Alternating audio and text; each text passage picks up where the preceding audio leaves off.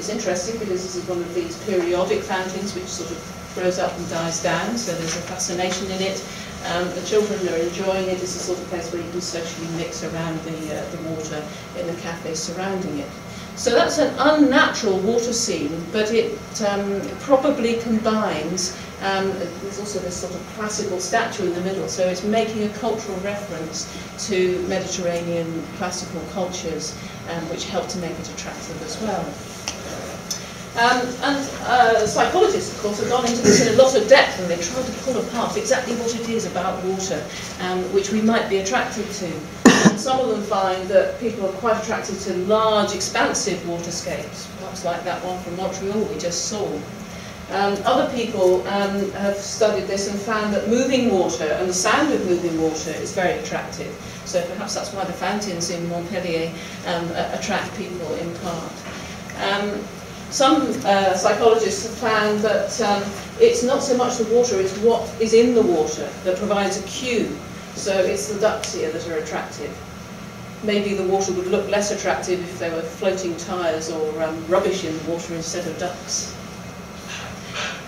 And obviously water also offers opportunities for social and physical activities which are therefore make it attractive to us. So there's very much bound up with our attraction to water is the kind of use that we can make of it. And furthermore, people's preferences vary. For example, in a study in the Netherlands, it was found that rather controlled natural scenes, for example, in an agricultural setting, or a nicely controlled river scene, was attractive to certain groups, in fact to less educated groups on average, whereas more educated people preferred rather elemental scenes and wild water scenes and stormy seas as something that they could see as an attractive aspect of nature. So there may be social group differences here, and furthermore it's clear that some people really don't necessarily prefer nature. This is a study in a group of students that found that, for example, they quite like boating or canoeing, but they really would just as soon be going to watch an action movie or eating out in a restaurant. So we have to remember that we shouldn't assume that it's always the natural water scenes that are going to be the most attractive and restorative for people. Furthermore, water in certain phases can be a hazard to our mental health as well as to our physical health. There is evidence from quite a lot of studies showing that environmental disasters involving water, among other things, can have an impact on mental health in terms of producing depression, anxiety, and some of the related behavioural changes, including drug and alcohol use, and suicide even. And that another feature produced by disasters, including floods and inundations due to tsunami events, for example, can be post-traumatic stress. And post-traumatic stress is, of course, a debated syndrome, but let's go with Messi and Robbins and assume that it is a real mental health problem, and it comprises crisis after a stressful event of a particularly threatening or catastrophic nature. And we might think of it as traumatic memory, involving intrusive flashbacks to the event which has upset us, avoidance or trying to block it out of our lives, hyper-arousal, always thinking about the event and being on the watch for something similar. And studies from America, for example, after the Mississippi River Basin floods in the 1990s, this was a point where the mental health effects of floods began to be studied in quite a lot of detail. Perhaps not a coincidence, because the idea of post-traumatic stress also particularly developed from American research. Lots of studies on this. Some of them are quite difficult from a methodological point of view, because it's really hard to do an epidemiological study in the middle of a disaster. This was quite a good study, because by chance, Jeanette Singh and colleagues had collected information before the flood, and then were able to go back and talk to people after the flood, so they could see whether people's mental state had changed. And they did find that controlling for people's mental state before the flood and quite a lot of other factors which might affect their mental health. That when they compared the flood impact scale, the impact of the flood in terms of the damage and so on that it had caused to people, that those who had been more impacted by the flood were also more likely to report depression in a period after the flooding.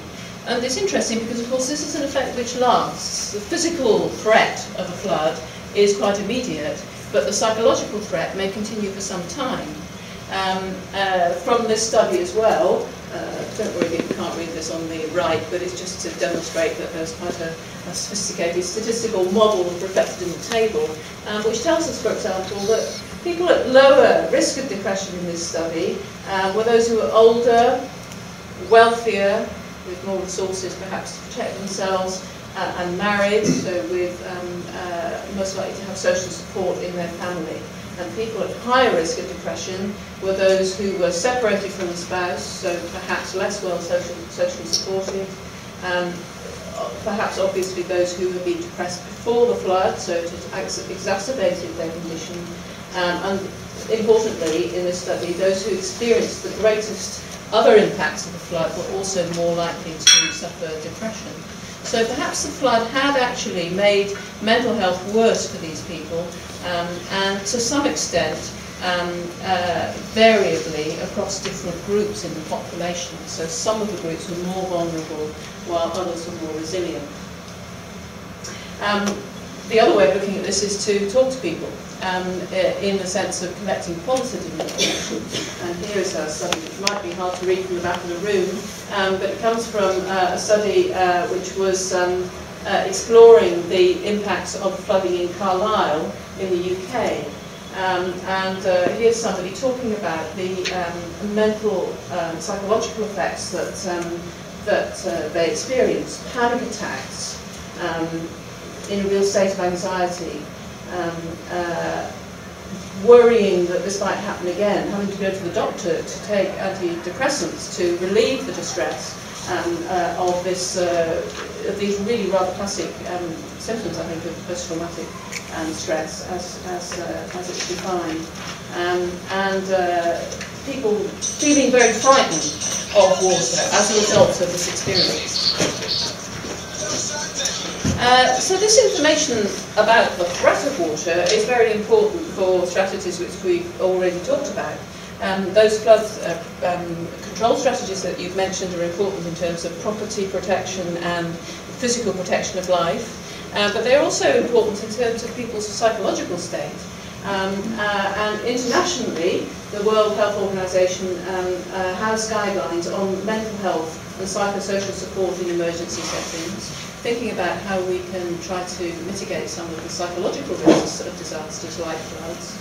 And locally, emergency plans and plans for adaptation to climate change as well may need to factor in the fact that there's quite a lot of stress and anxiety that builds up around the threats posed by water in its less controlled and dangerous phases. Here's a picture you can't see the caption from Morpeth, which of course was inundated quite recently.